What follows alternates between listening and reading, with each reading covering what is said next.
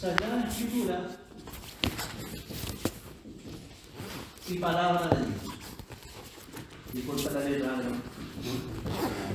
Soy profe media, así que la letra no son lo mismo.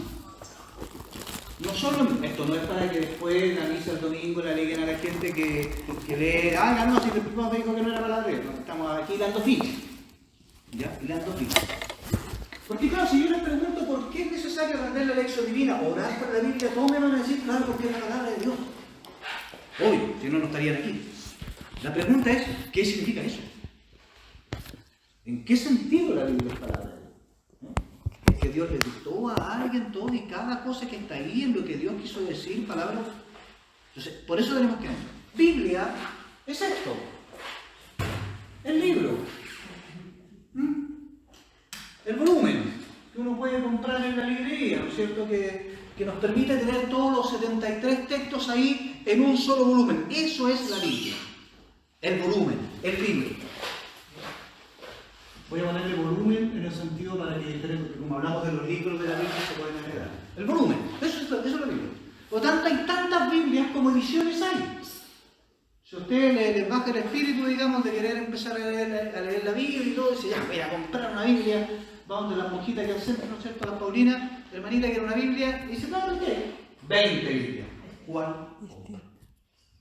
¿Y qué hace uno? Compra la más barata? Obvio, usted la más clara. Y hay Biblias evangélicas, Biblias católicas, Biblias ortodoxas, Biblias judías, y no son iguales. Por eso siempre hay que preferir una Biblia católica, porque no es igual que la Biblia evangélica. A la Biblia evangélica, por ejemplo, le faltan 7 libros. No, si yo fuera pastor evangélico diría que a la católica le sobran 7, pero como este es un curso católico, faltan 7. ¿Sí? Faltan 7. ¿Sí? Entonces, no es tan así como que todas las Biblias son iguales. Si leemos la misma Biblia, ¿no? Son radicalmente distintas. Sobre todo nosotros me incluyo, que tenemos que leer traducciones. Aquí creo que no hay ningún experto en hebreo, en griego acá que pueda leer, tal vez el padre un poco, pero el resto en castellano no, pues si no tenemos otra. Entonces, hay que entender que una cosa es la Biblia, el libro, y otra cosa es la Sagrada Escritura. Son dos cosas distintas. Por lo tanto, una buena Biblia es fiel a la Sagrada Escritura.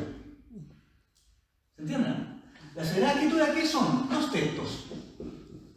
Los textos de la Biblia. Lo que está escrito aquí. Eso es Sagrada Escritura. Por lo tanto, la Biblia va a ser buena en la medida en que es fiel a los textos. Y en ese sentido, hay Biblias buenas, Biblias malas, Biblias horriblemente malas, ¿sí? Y Biblias geniales. Y ahí uno tiene que ver para qué la quiere para empezar. ¿Sí? Obviamente, si usted quiere, no sé, hacer un curso de catequesis en la parroquia, no va a ocupar la Biblia de Jerusalén, que es como de estudio, entonces no se entiende nada. ¿Sí? Ahora, si quiere hacer un estudio profundo, no va a ocuparla. Dios habla hoy, esa amarilla que es re sencilla, esa Biblia no. ¿Entiendes? Son los textos que nosotros consideramos valiosos, que nosotros consideramos palabra de Dios, lo que llamamos Sagrada Escritura. ¿Sí? Es muy diferente. ¿Sí? Y así como nosotros tenemos la Sagrada Escritura, los textos que están en la Biblia, los musulmanes tendrán el Corán, los judíos el Talmud, etc. ¿Sí? Es decir, ese conjunto de textos que para cualquier cristiano son importantes, con los que guía su vida. Eso es Sagrada Escritura. Sí. Ahora, cuando yo leyendo los textos de la Sagrada Escritura, logro entrar en comunicación con Dios, eso se vuelve palabra de Dios. ¿Sí? La palabra de Dios es el encuentro a través de los textos de la Biblia con Dios. ¿Se fijan que la sutileza no deja de ser importante? ¿Puede repetir lo último, por favor? Para ahora de qué dijo. Es el encuentro con Dios a través de los textos de la Biblia. Por eso hay gente que se queda aquí. No, yo me he leído toda la Biblia. Yo no considero como ejemplo. Siempre en cada parroquia hay uno. Yo me he leído toda la Biblia, la leo todos los días. Y uno ve su vida y dice, este tipo no sé qué es lo que lee porque no pasa nada. Unos expertos en Biblia, aquí me estoy pegando solo, expertos en Biblia, que son capaces de hacer un curso para por sí. Y después uno ve su vida y dice, bueno, ¿y este qué? entendió de todo lo que leyó? Porque se quedó aquí. Y ojo, hay muchos expertos en Biblia que son ateos. Pero no han pasado acá. En cambio hay gente que de repente agarra una frase y le cambió la vida. Porque esto es lo que queremos. El encuentro con Dios. Por lo tanto, ya lo decía el Papa Francisco, lo decía Benito XVI antes, la palabra de Dios no es un libro. No es un libro. Nosotros no somos la religión de la Biblia. Somos la religión de Jesús. Jesús, Él es la palabra. Esto radicalmente, por eso antes del método hay que entender esto. El que es la palabra de Dios es Jesús. Él es la palabra. La palabra de Dios es una persona, no un libro. Porque si no vendemos toda la iglesia, instalamos una imprenta, regalamos Biblia a todo el mundo y se acabó. Lista la evangelización. Es una idea muy evangélica. Usted lea la Biblia, hermano, en la casa y se salva. Yo no conozco a nadie que se haya salvado leyendo la Biblia. Es más, es peor a veces. Hay gente que lee la Biblia y se pega un tiro. ¿Cuántas sectas la gente termina suicidándose porque lee la Biblia? Hay una anécdota, me avisan el tiempo porque yo no voy a contar cuestiones y hasta ahí continuamos. Esto no lo inventé, es cierto, en Estados Unidos, hablando hace unos 5 años. Había un pastor protestante que predicaba, usted no me va a creer esta cuestión, con una serpiente en el cuello. Así como el cura se pone la estuna, predicaba con una serpiente. Porque como dice San Marcos, que uno de los signos que va a mostrar el discípulo de Jesús es que las serpientes los van a morder y no se va a morir. Este otro va a demostrarlo predicaba con la serpiente. Hasta que un día parece que se daron mal a la serpiente, no sé, le dieron un poco copete algo, y se despierta la serpiente en pleno culto y lo mató. Así que leer mal la Biblia puede ser dañino para la salud. La ley se origina de aquí. Porque en el fondo, piénsenlo bien, ustedes no están aquí en este curso, o ni yo mismo estoy aquí, porque queramos aprender de Biblia, sino porque queremos encontrarnos con Jesús. Ahora, para encontrarse con Jesús, la Biblia es un instrumento inevitable. No es solo bueno, es inevitable. Ya lo dice la Biblia. Por eso la Biblia va a leer un textito. Seguramente lo ha leído muchas veces, la Anita ya se lo sabe de memoria y esto. Es un texto clave. Dice la carta a los Hebreos, la misma que escuchamos ahora en la misa. ¿Se acuerdan de lo que decía el texto de la misa? ¿No? Yo tampoco. Hablaba de Jesús como mediador, pero este es otro. Dice la carta a los Hebreos, dice, muchas veces y de muchas maneras habló Dios en el pasado a nuestros padres por medio de los profetas. En este tiempo, que es el último, nos ha hablado por medio de su Hijo. Mira que sabe. Bueno, en la Biblia no. El pasado, muchas veces, de muchas maneras, por los profetas, es lo que llamamos el Antiguo Testamento. Pero, dice el autor, ahora en los últimos tiempos nos ha hablado por su Hijo. Ese pero es importante. Es decir, todo lo que dijo antes es preparación a lo que dirá en Jesús. En Jesús Dios ha hablado definitivamente. Él es la palabra. A propósito, paso un dato que también lo he escuchado 20 veces. Efectivamente, los testigos de Jehová tienen razón. Es una sola cosa, en que estamos en los últimos tiempos. No por el cambio climático, sino que porque desde Jesús en adelante es el último tiempo. Es decir, no hay que esperar un nuevo tiempo, una nueva revelación. Jesús es la definitiva. Por tanto, ya no domina en el último tiempo. No es ahora. ¿Vamos bien o no? ¿Bien? Bien. Mira, esto ya lo decía el Papa Benedicto XVI en un documento que se llama Verbum Domini, es el último documento que ha salido sobre la Sagrada Escritura. Fíjate, para que no crean que esto lo inventé yo, aunque yo lo dije antes del Papa, pero como él lo dijo. Dice, aunque la fe cristiana, dice él, no es una religión del libro. Yo lo dije antes. Aunque la fe cristiana no es una religión del libro, el cristianismo es la religión de la palabra de Dios. No de una palabra escrita ni muda, sino del verbo encarnado y vivo. ¿Y quién es el verbo encarnado y vivo? Jesús. No de una palabra escrita. Usted puede botar la Biblia, no pasa nada. Obviamente no lo trate con respeto, pero no pasa nada, no sale fuego de ahí nada. ¿Entiendes? Es Jesús la palabra. Esta es una palabra sobre la palabra. Para decirlo así como en frase. ¿Sí? Son palabras sobre el que es la palabra. Por eso decimos que es palabra de Dios, por analogía, porque hablan del que es la palabra. Jesús. Lo dice el mismo Jesús, ¿no? Juan 15:15, que creo que es la única cita que me acuerdo en mi vida. Juan 15:15. Escudriñen las Escrituras. Ellas hablan de mí, dice Jesús. Ojo, Jesús no dice leer la Biblia. Dice estudia. La Biblia no se lee, se estudia. Escudriñe, escarbe. Y se va a dar cuenta que ese texto habla de mí. Bueno, si quiero conocer a Jesús, tengo que escarbar en la Sagrada Escritura. ¿Sí?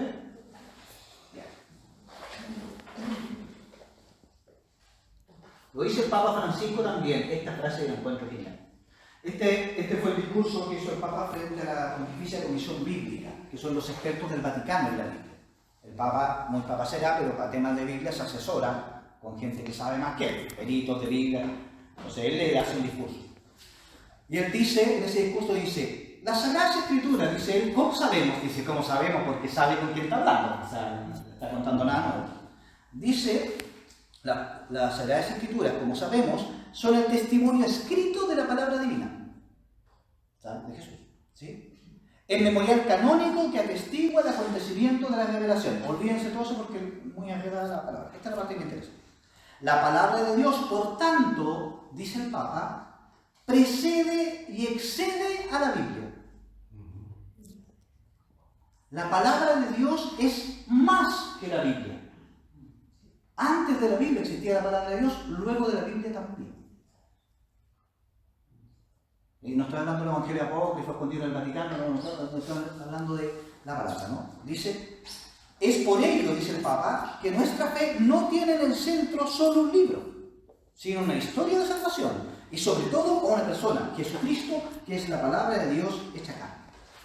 Él es la palabra. ¿Sí? Dice San Agustín que Dios escribió un libro para revelarse, para mostrarse, ¿no? Y ese libro es la creación.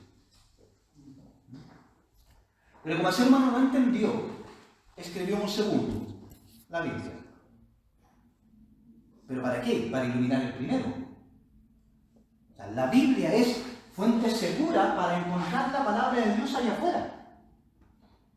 Para saber si esto que me dice mi hermano en realidad es lo que Dios me quiere decir o no. ¿Cómo sé yo que lo que usted me está diciendo, oiga, ustedes están bajando aquí, muchas corrijas, esta cosa, en realidad viene de Dios o no? Bueno, para eso tengo la Biblia. La Biblia me ayuda a entender si lo que usted me está diciendo en realidad es lo que Dios quiere. Y si coincide, efectivamente es palabra de Dios, tanto la Biblia como lo que usted me ha dicho. Un consejo de un amigo es palabra de Dios. La presencia de un amigo es palabra de Dios. El día que recordamos el mes de Aquila, aquí hay una palabra de Dios. ¿O no? Todos podemos decir eso. La vida, la historia, los procesos políticos, los procesos sociales, son palabras de Dios, pero ¿cómo sé yo distinguir qué de Dios está diciendo ahí? Con esto. ¿Bien? ¿Ya? ¿Sí? ¿No ven? Vamos. Por lo tanto, la palabra de Dios es el encuentro con una persona. Eso es la palabra. Y yo para encontrarme con esa persona ocupo el libro. Ocupo los textos que leí. Pero el objetivo es encontrar con una persona, con Jesús. Pero encontrarme de verdad. No un sentimiento en el corazón que yo siento que Jesús me ha. No. Tengo que tener la certeza de que me he encontrado con Él. Y eso ya lo dice el Evangelio la carta de San Juan.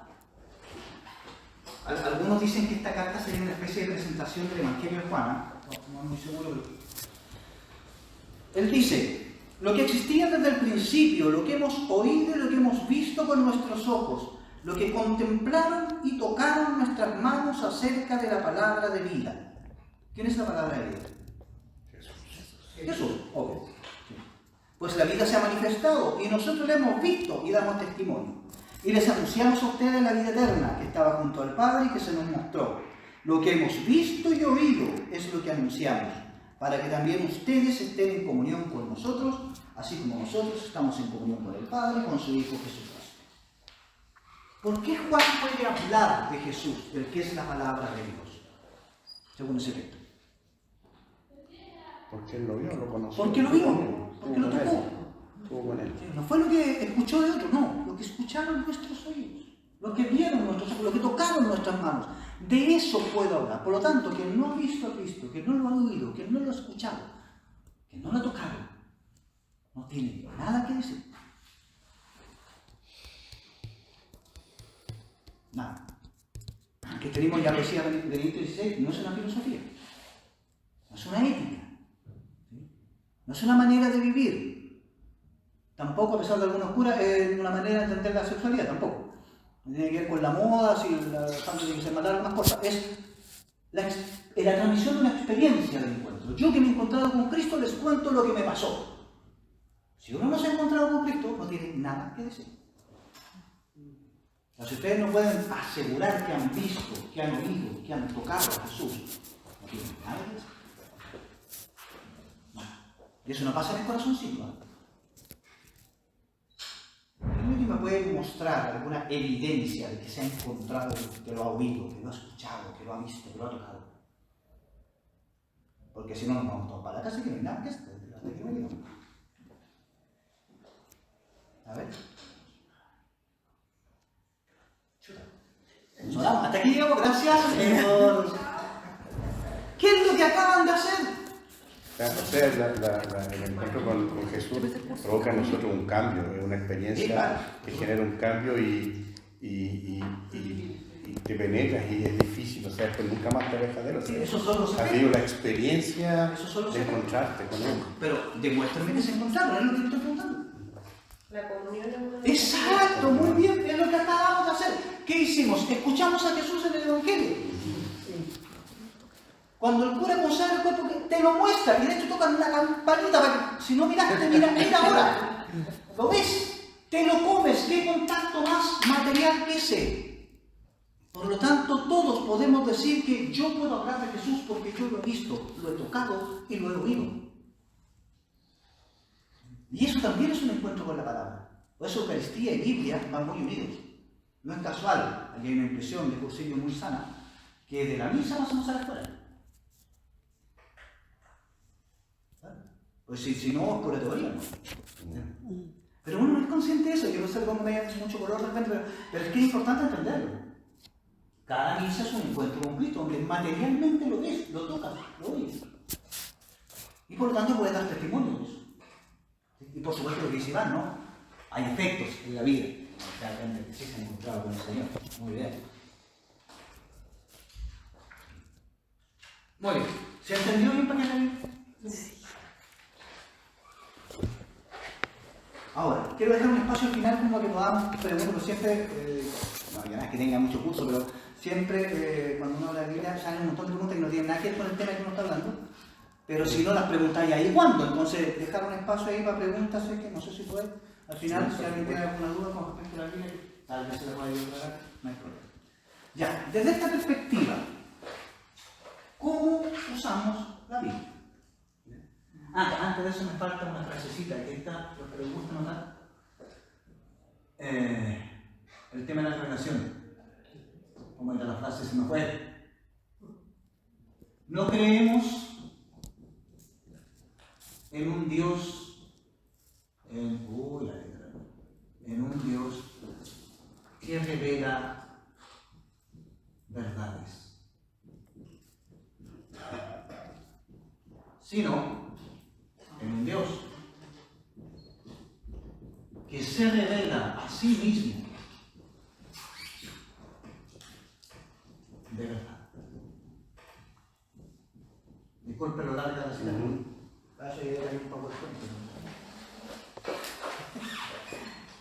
Dios, no creemos en un Dios que revela verdades, sino que se revela a sí mismo de verdad. No es un juego parado. Por lo tanto, no vamos a buscar en la Biblia las verdades que hay que saber. La Biblia lo dice, hermano, entonces no hay duda. No, sino que en ella yo me puedo encontrar de verdad con Dios. Es un camino seguro para encontrarme con el Dios de verdad. ¿Sí? Por lo tanto, la Biblia puede tener errores. Claramente el mundo no se hizo en 6 días. Claramente.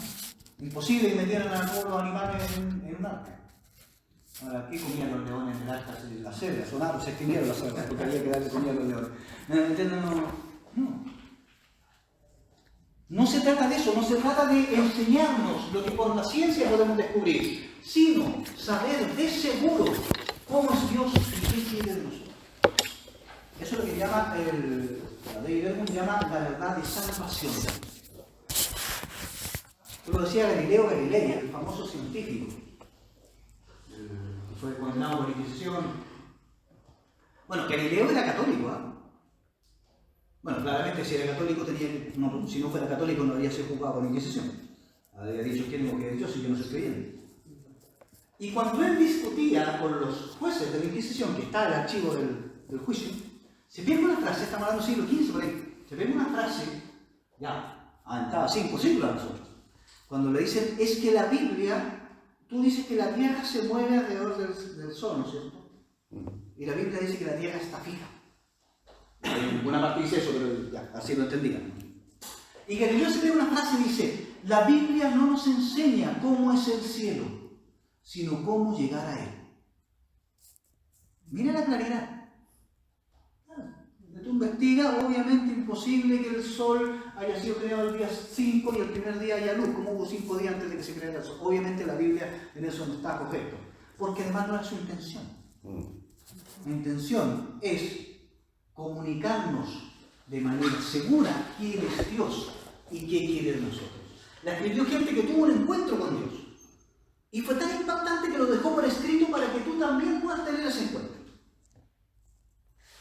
No es para saber cuándo se va a acabar el mundo, ni si el coronavirus está en el apocalipsis, porque aparecen las plagas de no sé qué, pues siempre sale uno. No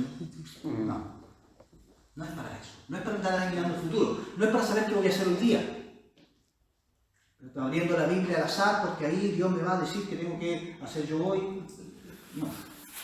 Yo sé que más de alguno lo hace, pero no. Ya más que creer, nunca sabe. No es para eso. Eso se llama bibliolatría, bibliomancia. Adivinación por la Biblia. Es decir, abrir la Biblia en cualquier parte, digo, ¿qué me dice Dios hoy día? ¿Qué tengo que hacer? Abro y dice, y fue y se ahorcó. O sea, yo porque es más peligroso, porque justamente estoy seguro que más de alguno está calladito aquí y no es necesario que se vea decir, pero va a decir, y cada vez que la abro, lo que sale justamente es lo que yo necesitaba de él. A mí me queda más la impresión que ahí lo que estamos haciendo es hacerle decir a la Biblia lo que yo quiero escuchar. Porque como todo el tiempo va a casar justo con lo que yo pienso. ¿Entiendes? Bien. ¿Cómo ocupamos la Biblia a partir de este criterio? Primero, como un espejo. Como un espejo. Tú lo sabes más la mujer, pero el hombre, uno se hace yo, pero también. Entonces, ¿para qué ocupamos el espejo? Mira. Para mirarnos, para mirar. ¿Y para qué queremos mirarnos en el espejo? Para saber si me veo. Hay gente que se mira en el espejo y se confirma todo el tiempo. No, me veo me veo espectacular. Ay, para afuera no hay nadie, pero te ve. Uno se felicita solo ahí, ¿no? Porque si no lo felicita por tiempo, pero para mirarse, para ver, ¿no es cierto? Cuando uno tiene que salir, ¿no es cierto? Para arreglarse, a ver, ¿me veo bien o no? A ver, parece que hay que arreglar esto un poquito aquí y aquí alto, porque hay que arreglar ahí, hay que arreglar, ¿entiendes? Me cuadra, no me cuadra, no sé qué. La Biblia la ocupamos para eso. Para mirarnos. Lo primero que tengo que hacer con el texto bíblico no decir, oye, cura, ya también entender el texto. Este texto, si mi señora no me llega, hartas ustedes también en la casa. No, es para mirarme. ¿Sí? Porque hay una cadena de imágenes. Porque nosotros somos la imagen de Cristo, que es la imagen de Dios. ¿Cierto? Por lo tanto, yo tengo que compararme con el modelo para ver si la imagen que estoy mostrando se parece o no a la imagen de Cristo, que es la imagen de Dios. Entonces, si yo me miro en el espejo de Jesús, de la Biblia, y digo, pucha, no estamos ni con las tapas, como Jesús el que se encuentra conmigo no se encuentra con Cristo. Porque la imagen que le estoy mostrando no tiene nada que ver con Cristo, que es imagen de Dios. Entonces, yo ocupo la Biblia para acomodarme, para ver qué hay que hacer, también para felicitarme. Cuando la gente mira esto, yo pensaba que estaba haciendo de pillo nomás, o de buena gente que soy, resulta que es lo que Jesús hacía, lo que Él quiere que hagamos. Qué bueno, gracias a Dios. Y también para cambiar lo que tengo que cambiar. No es para andar buscando a aquel de rico el texto ni andar agarrándose con lo evangélico, no es para eso. Sino para mirarme. Eso hace la iglesia con la Biblia. ¿Sí? Por eso uno dice, bueno, ya por mirar leyendo el mismo texto, sí. Y uno lleva toda la vida ocupando el mismo espejo y sigue siendo útil. No hay un problema con eso. ¿Sí? Dice San Juan de la Cruz, a propósito de esto, porque en darnos Dios, como nos dio a su Hijo, que es una palabra suya, que no tiene otra, todo nos lo habló junto y de una vez en esta sola palabra. Porque lo que antes hablaba en partes a los profetas, ya lo ha hablado a él todo, en él todo, dándonos el todo que es su Hijo.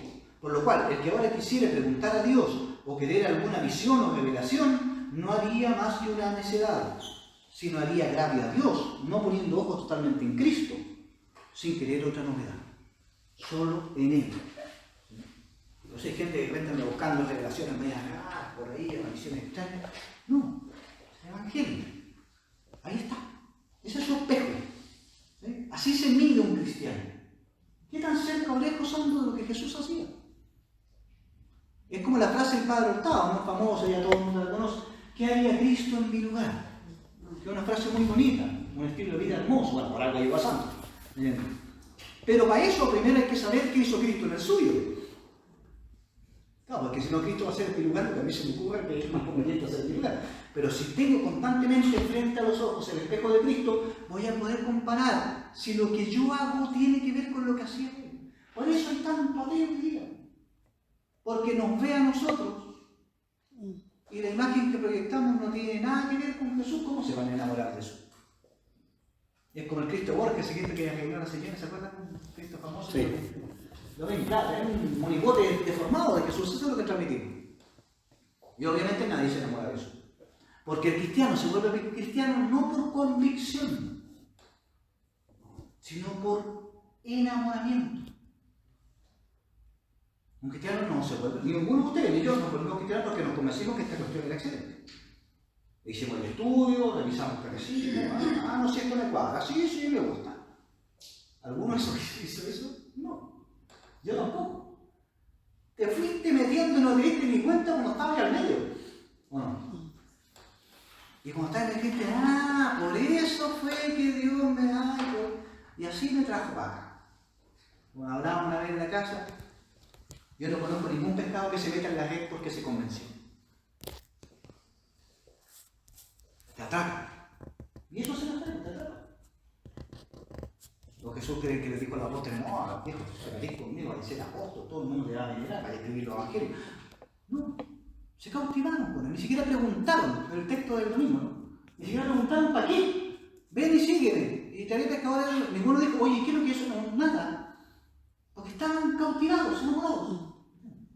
Si nuestra imagen que proyectamos se acerca a la imagen de Jesús, vamos a lograr atraer a otros. Si no, esa es la medida. Por eso el discipulado viene con la misión, como dice Parecía. Discípulos y misioneros. Bien. La Biblia es un lugar de encuentro.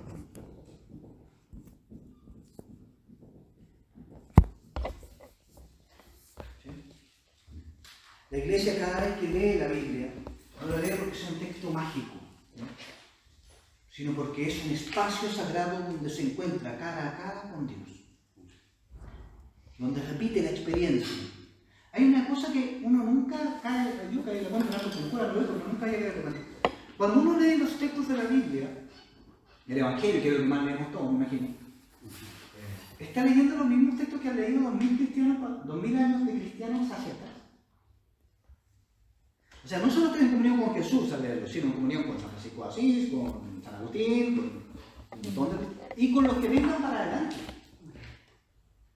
Con Bonín, bueno, Bonín no es el término que hace, pero ustedes. O sea, estoy leyendo lo que han leído los hermanos por 2000 años. Estoy en comunión con toda la iglesia. Por lo tanto, la Biblia es un espacio sagrado donde se entra descalzo, como dice el texto de Éxodo. Quítate las sandalias, le dice a Moisés, ¿no? Dios, ¿se acuerdan de ese texto? Porque el lugar que pisas es sagrado. Y un lugar sagrado hay que entrar descalzo. Así que vamos a... Claro, en la Biblia el calzado significa propiedad, autoridad, poder.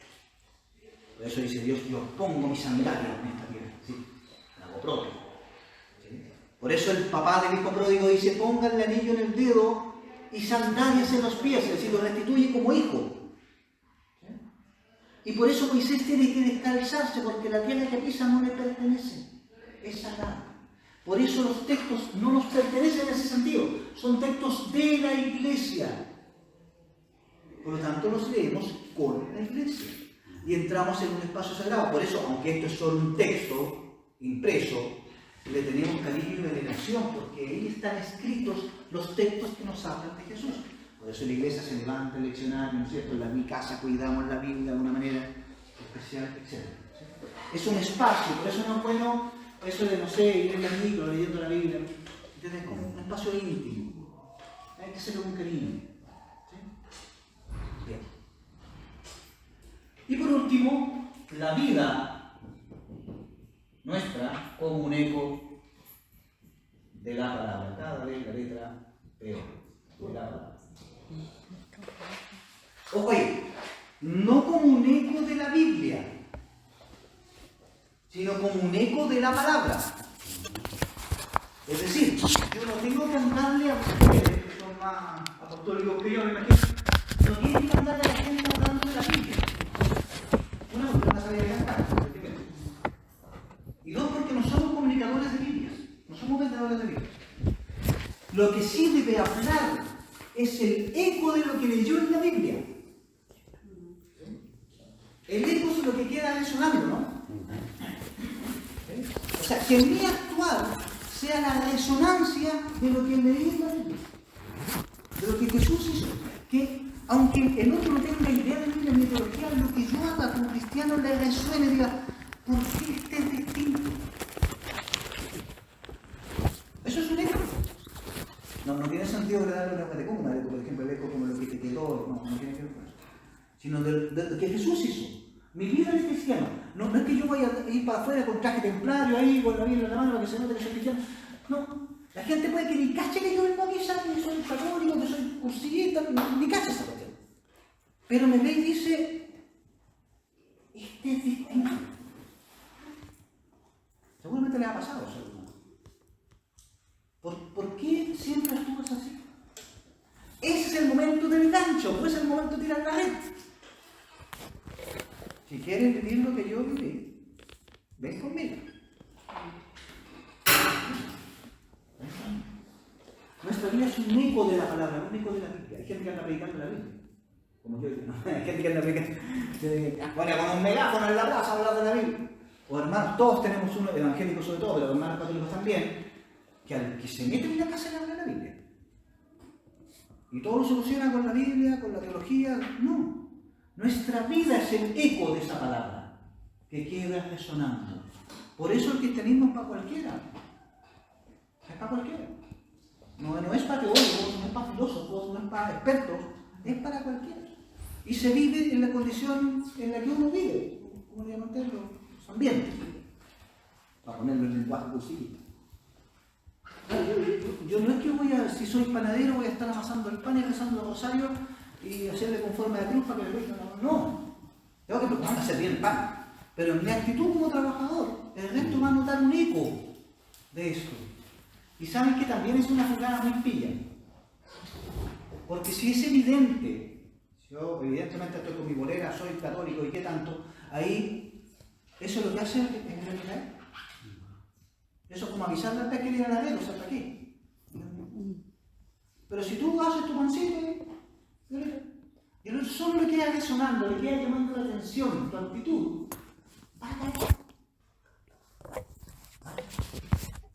Es insinuar. Eso es lo que hacemos con la Biblia. Para eso, ahora, ¿cómo se hace todo esto?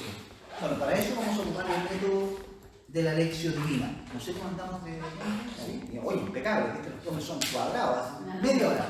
Le dijeron 40 minutos. Bien, ¿alguna pregunta, comentario hasta aquí sobre esto antes de pasar a la pregunta sobre otra cosa? ¿Quedan 15 minutos que generar? Les digo que... Hubo un comentario sobre leer la Biblia tiene que ser en un lugar especial. ¿Y qué pasa cuando uno, yo entiendo que leer la Biblia, cuando todos los días leemos el Evangelio, que nos llega, ¿no es cierto? Sí. Por lo menos yo hago eso. Pero yo lo hago a veces en la micro con mi audífono, o lo hago en una plaza, cualquier lugar.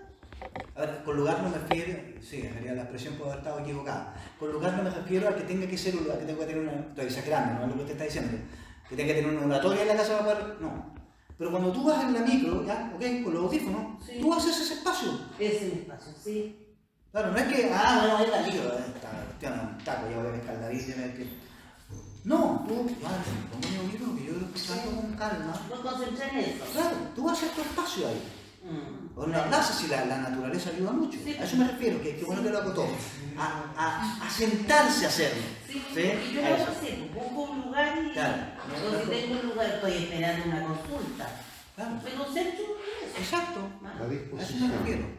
Exacto, gracias. La disposición debe ser otra. No es como que, ya bueno, voy a hacer esto porque ya hoy día no leí el Evangelio, voy a leer ya para que no digan que no lo leí. Es como así, a ver, calma. Así como me siento a comer, me siento a escuchar la palabra de Dios. Nada. Y hay otra cosa que me quedó como dando Diga. cuenta que dice que nuestra vida es un lengua de la Biblia. Se refiere De la palabra. O de la palabra. Se refiere eso al testimonio que demos como cristianos. Ahí. Exacto. Perfecto. Sí. No Que entendí. no es un eco de la Biblia, sino que estamos predicando el catolicismo. Que nuestra vida debe reflejar aquello que hemos leído en la palabra. Muy bien. ¿Alguna otra pregunta, comentario sobre esto? Yo tengo una aclaración. Ya. Usted usó a panadero y hizo el panificador. ¡Ya! Perdón, panificador, disculpe. No es panadero. ¿Es panificador? Panificador. Panificador, muy El bien. panadero es el dueño del local. Mira. Panificador de la masa y el obrero. Bueno, ahora ya sabe cómo hacer pan. No, bien, panificador. De aquí va adelante. Bien, me encanta. Me encanta. Algo más, ¿qué le ha parecido esto? Yo puedo seguir, posible. ¿Sí? ¿Les Poco gusta? pero bueno. Sale de cuadra. Se declararon muchas cosas. Qué bueno. Es que hay mucho miedo con el tema de la Biblia, porque hay dos extremos, que los dos son peligrosos. Uno, el extremo que dice, mira, para entender la Biblia tenéis que leer mucho. Hay que estudiar mucho, porque la cuestión es complicada. Sobre todo si uno se le ocurre la brillante idea de empezar en Génesis y llegar al Apocalipsis, créanme que vaya a ir con números más o menos y ya te vaya a aburrir. ¿Sí? Yo lo intenté y llegué hasta el 1. Mi papá dijo que se había leído 3 veces la Biblia. Yo le creo porque era mi papá nomás, pero yo no lo he hecho. Y no lo aconsejo. Entonces, el extremo de que te dice, no, usted no se hace como tiene idea, tiene que estudiar mucho, tiene que aprender mucho, porque si no, no va a entender nada y se puede confundir, entonces uno dice, ya, si es tan complicado, mejor no. Escucho lo que diga el cura, no hay punto. Además que el tiempo no nos sobra precisamente. Y el otro extremo es el que cree que todo es fácil. Hay gente que lee la Biblia y dice, yo lo entiendo todo. Bueno, que a mí Dios me ilumina, entonces yo le rezo al Espíritu Santo me ilumina y yo entiendo todo, no tengo que ir a curso, nada, porque esos dos extremos están equivocados. Ni es tan fácil, ni es tan difícil. Yo hago siempre una comparación. La Biblia es como un pozo sin fondo. Y aquí vemos muchos conceptos, y claro, algunos tienen un cubo más grande, otros tienen un cubito chico así, unos tienen una cuerda más larga, una cuerda más corta. Todos vamos a entrar al pozo, todos vamos a sacar agua. Tal vez usted la va a sacar a más profundidad, usted tal vez la vaya a sacar de arriba, pero todos van a saciar su sed. Y nadie va a llegar al fondo. Tampoco. ¿Entiendes? El que cree que llegó al fondo, ese está perdido. Entonces todos nos vamos a saciar de la Biblia. Puede que entienda dos cositas. Una, y punto. Yo siempre recomiendo eso. Bueno, eso es para el próximo tema, ¿no? Estoy seguro que la mayoría tiene la costumbre de leer el Evangelio del día. Bueno, quédese con una frase. Con una frase de ese Evangelio del día. Por ejemplo, la frase del domingo. Ven y sigue. Y cuando se acuerdan el día que no ha rezado, a todos nos pasa eso. Como te dicen, hoy día no ha rezado nada. En ese momento, repita la frase. Ven y sigue. Usted que lo escucha con audífono. Se acordó 2 minutos, media hora, 1 hora después, y la vuelve a repetir. Créeme que ese ejercicio tan tonto, tan simple, ayuda a que la palabra de Dios vaya entrando. Vaya entrando. ¿Sabes qué? A mí me pasa muchas veces que leo el Evangelio del día, por ejemplo, y después ya ni me acuerdo qué es lo que leí. Sí, pasa. Entonces, y yo creo que eso le pasa a muchas personas que leo el Evangelio, escucho la reflexión que se hace, la trato de llevar a mi vida, ya la pienso, pero después se me olvida. Tendrá a lo mejor mucho que ver con lo que tú nos vas a enseñar en la próxima, Sí, tiene que ver con porque eso nos puede ayudar a... Sí. Ahora, bueno, por eso una de las recomendaciones de la lección divina es hacerla con el texto al frente. Entonces, a mí se me olvida, lo vuelvo a leer. Ahora, el cristianismo, la transformación de la fe, digamos, de nuestra vida, no se da por convencimiento. Porque se te olvida el Evangelio, a mí también, lo olvidé. De hecho, no me acuerdo cuál era el Evangelio que acaban de leer ahora. Me acordé de la carta de Hebreo porque sabía que era lo que iba a leer ahora, pero la otra no me acuerdo. Del temor. No es por convicción, ¿sí? Es casi por contacto. Es por infección. En términos pandémicos. Es por infección. ¿Sí? Es como el SIDA, salvando las diferencias. En el SIDA, no sé si ustedes saben, hay 2 tipos de portadores de la enfermedad. Hay portadores pasivos, es decir, que pueden estar 7, 8, 10, 15 años con el SIDA adentro y no se les nota en nada, no tienen ningún síntoma. Y portadores activos que se nota la enfermedad. ¿Y por qué se produce? Por contagio. Por contagio el SIDA. A través de los fluidos corporales, por eso las relaciones sexuales provocan SIDA, etc. El cristianismo es parecido. Digo parecido, porque si no le van a decir, conocido, ¿no? Parecido. ¿En qué sentido? En que se produce por contagio, por contacto con alguien infectado de cristianismo. Y hay muchos que son portadores pasivos. No se les nota que son cristianos, no van a misa, no rezan, nada. Según ellos son ateos, pero tú lo ves y este está infectado. La enfermedad se le va a declarar ahora, en 20 años más, en 30 no tengo idea. Pero en 30 años más no vamos a ir a la iglesia, estoy seguro. Y hay otros que somos portadores activos, que entre comillas se nos nota la enfermedad. Se nos nota que somos cristianos. Pero aunque yo no entienda nada, mientras más contacto tenga con la palabra de Dios, aunque no me acuerde de nada, más infectado estoy. Porque es Dios el que me transforma, no yo. No es que yo voy a leer, me voy a convencer y ahora voy a cambiar mi vida. No, no es así. Acuérdense, el último retiro que salieron, ¿en qué quedaron los compromisos que hicieron? 2 días y después ni te acordáis de la cuestión. Es por contacto, por contagio. ¿Sí? Por lo tanto, la oración, a propósito de esto, siempre digo lo mismo. Lo importante, al revés de lo que seguramente le han dicho y le van a seguir diciendo a algún curita por ahí, lo importante no es la calidad, sino la cantidad. O sea, yo igual he aprendido algunas cosas. Siempre dicen a que ven. Sí. Sí, pero ¿qué te va a sacar la idea? ¿Por qué crees? No, lo importante no es que usted rece harto, sino que cuando rece bien. Aunque rece 5 minutos a la semana, esos 5 minutos sean intensos. ¿Sí? ¿Y qué pasa si justo cuando voy a rezar esos 5 minutos estoy bajoneado? No, es por contagio. Entonces, aunque rece 5 minutos a la semana, pero son 5 minutos a la semana. Y esos 5 minutos no me lo suelta nadie. El domingo a las 4 yo rezo y se acabó. Haya lo que haya. Y aunque no sienta nada, a la larga va enriqueciendo mi oración. Es la cantidad la clave. Es más que la cantidad, incluso es el ritmo. No saca nada con empacharse 2 días de oración y no rezar nada en el mes. Entonces 5 minutos de la mañana, no sé, cuando sea. Y son 5 minutos. Y esa constancia es la que va siendo profunda la oración. Y vamos, por aquí. No, lo que uno igual va aprendiendo, porque a veces a mí me pasaba igual que yo escuchaba el Evangelio, pero intentaba memorizar el Evangelio más que la reflexión que seguía el Evangelio. Claro. Entonces, yo a veces me acuerdo del Evangelio, no del texto, no puedo repetir el texto a lo mejor, pero sí muchas veces, y así he aprendido, me queda claro lo que decía el Evangelio porque me quedo más con la reflexión. ¿Ya? Por ejemplo, hoy día el pecado del Espíritu Santo, el pecado, la negación del Espíritu Santo. Entonces, eso queda. Gracias. ¿Ya? Eso queda. Pero no me acuerdo si tú dices, ¿cómo es ese texto? No me acuerdo. Pero sí, yo por ejemplo cuando escucho el Evangelio en la mañana, o lo leo, más que memorizar el Evangelio, me quedo, ¿cierto? Porque es lo que me queda a mí, la reflexión.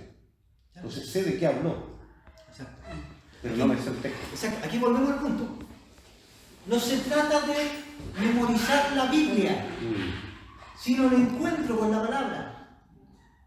Puede que no me acuerde del texto, pero si ese texto en ese momento sirvió para que yo me encontrara con Dios, la pega está hecha. Y para eso tenemos el libro, pues si se me olvida lo puedo leer de nuevo. Qué buen ejemplo. No se trata de memorizar el texto, de volvernos expertos en el texto, porque al final terminamos quedándonos en el texto. Sí, lo decía San Pablo, ¿no? La letra mata, pero el espíritu da vida. Si yo me quedo en la letra, soné. Y puedo ser un experto memoriando, se sabe toda la Biblia, ¿no? Yo no, pero se sabe toda la Biblia, ¿no? O se acuerda perfectamente. No, es el encuentro con Cristo lo que debe quedar. Por lo tanto, tampoco debemos recordarlo, porque lo que debe quedar es el eco de ese encuentro. Y el eco no es el mensaje que yo grité ahora mismo, es lo que quedó resonando. Y eso es lo que hay que transmitir. Así que es bueno hacer ejercicio para recordarse. Sí, Pero tampoco es el centro, ¿no? Tampoco es el centro. Y por algo repetimos los textos cada 3 años, porque obviamente se nos olvida casi. ¿Sabes una cosa? Mira, relacionado con lo que conversamos antes, la palabra de Dios es el encuentro con Jesús. Entonces nosotros en la Eucaristía, en la comunión, lo tocamos, lo vemos, ¿cierto? Sí. Y un hermano evangélico que no comulga, porque no cree en eso, porque no existe en ellos eso, ellos también tienen un encuentro con Jesús. ¡Qué buena pregunta! Es una pregunta X, no tengo... No. En realidad no tengo idea. Y le voy a explicar al tiro porque no tengo idea. Yo no puedo probar que ese hermano evangélico se ha encontrado con Cristo o no. No puedo probar. Puedo creerle. Dice, no, yo me encontré con Jesús, pero no me lo puede demostrar. No puede demostrar. O sea, la palabra de Dios también es presencia de Cristo, porque la ley de la Biblia se encuentran con él, la oración, no solo es la Eucaristía, ¿no? Muchas cosas más. Pero es insuficiente. Es insuficiente. Entonces, claro, un católico puede probar que se ha encontrado con Cristo, que lo ha visto, un evangélico no. Por eso la misión evangélica es esta cosa infinita, ¿no? Yo le pregunto al hermano, ¿te has encontrado con Cristo? Sí. ¿Por qué? Porque lo siento en mi corazón. Yo no tengo cómo probar eso. Si le está dando un ataque cardíaco, en realidad sintió que... no lo sé. Y peor aún, si somos testimonio para el mundo, ¿cómo se lo demuestran los demás? No sabes. Porque no hay una evidencia de ese encuentro, ¿me entiendes? En ese sentido yo que no tengo idea. Yo supongo que sí, pero supongo nomás. Ahora, el encuentro con Cristo dice, ¿no es cierto?, nuestra fe, que solo encontrándose con Cristo no se salva. ¿O no? Entonces yo tengo que tener evidencia objetiva de que ese encuentro se produjo. Porque me estoy jugando la salvación. Y si yo me guío por lo que yo siento en mi corazoncito, de repente amo a mi señora y de repente parece que no estamos. Si yo me tengo que guiar por lo que siento en mi corazoncito cada día, voy a ir a misa un día y el otro día no tengo ganas. Ese problema con los hermanos evangélicos, no tienen una evidencia, no es objetiva su experiencia, es interna, es íntima. Por eso se enoja usted con el pastor y habla en otra iglesia y no pasa nada. Y el otro se enoja y habla en otra iglesia, en la otra esquina, ¿me entienden? Porque no hay una experiencia común que yo pueda hacer objetiva. ¿Cómo me demuestra ese hermano que ha tocado a Cristo? No, porque vino el pastor, me puso las manos y yo sentí como una corriente. Tal vez estaba muy eléctrico el pastor, qué sé yo, ¿me entiendes? No es y peor aún, no la puedo mostrar al mundo. La evidencia católica es incluso válida para un ateo. Yo puedo ir con un amigo ateo. Y le dice, mira, ¿por qué tú eres cristiano, amigo ateo? Me dice, porque yo me encontraba con Cristo. Dice, demuéstrame. Claro, vamos a misa. Demuestro. El tipo ve que el cura levanta la hostia y dice, este es el cuerpo de Cristo, y ve que yo voy para adelante, me como ese pedacito de pan y me voy a mi puesto. Y dice, ¿crees? Claro, dice, el José cree que en ese pedacito de pan está Cristo, por lo tanto él se lo comió, claro que se encontró con Cristo según lo que él cree. Yo como soy ateo no creo eso, pero le es lógico. ¿Entiendes?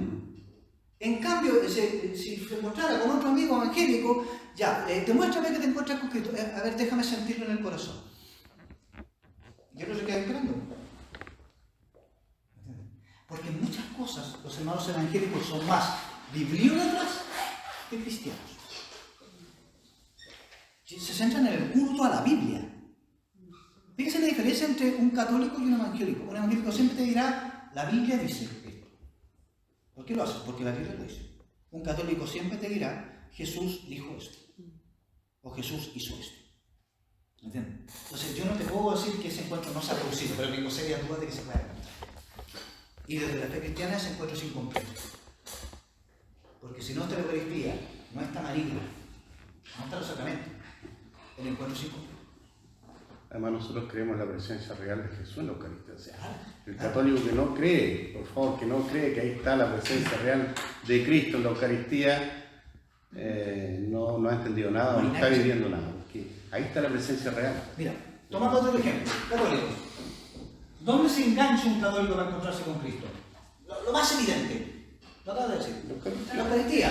La Eucaristía que sucede hoy. Hoy día, recién. ¿Dónde me encuentro? Ahí. Un hermano evangélico que no tiene Eucaristía para contestarle su pregunta. ¿Dónde se engancha para encontrarse con Cristo? ¿Ah? En la Biblia. En la Biblia, o sea, en el hoy. No, en el pasado.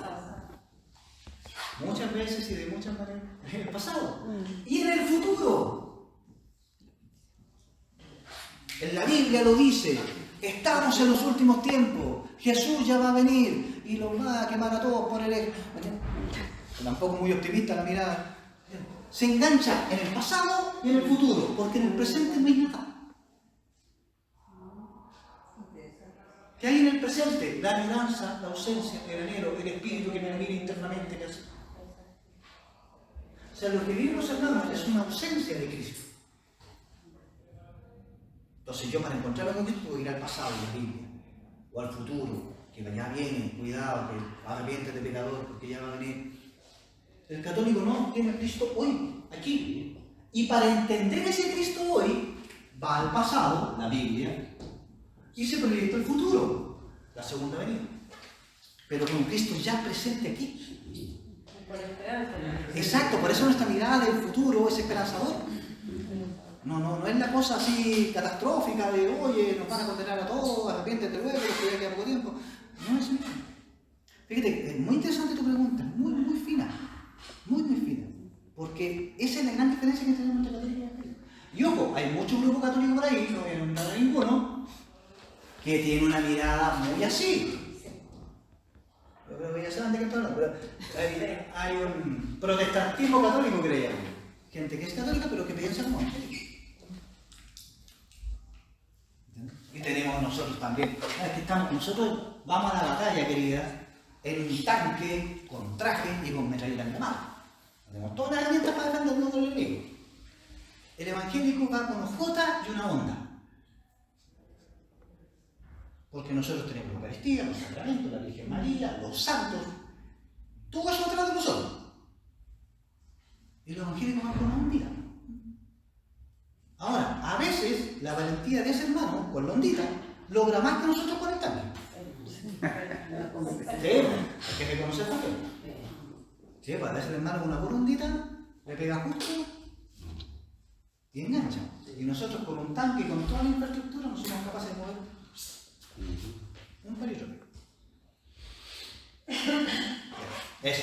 Próxima encuentro. El método de la lección. Así que ahí No, vamos. muchas gracias, todo muy bien. Gracias. Vamos a hacer la ¿Está el padre, no? Vamos a hacer la acción de gracias entonces. Por favor, no hemos terminado hasta hacer la acción de gracias.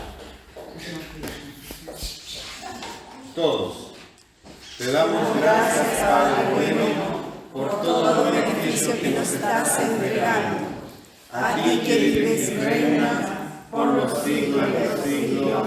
Amén. María, Madre de la Iglesia, ruega por nosotros. San Pablo Apóstol, ruega por nosotros. En el nombre del Padre, del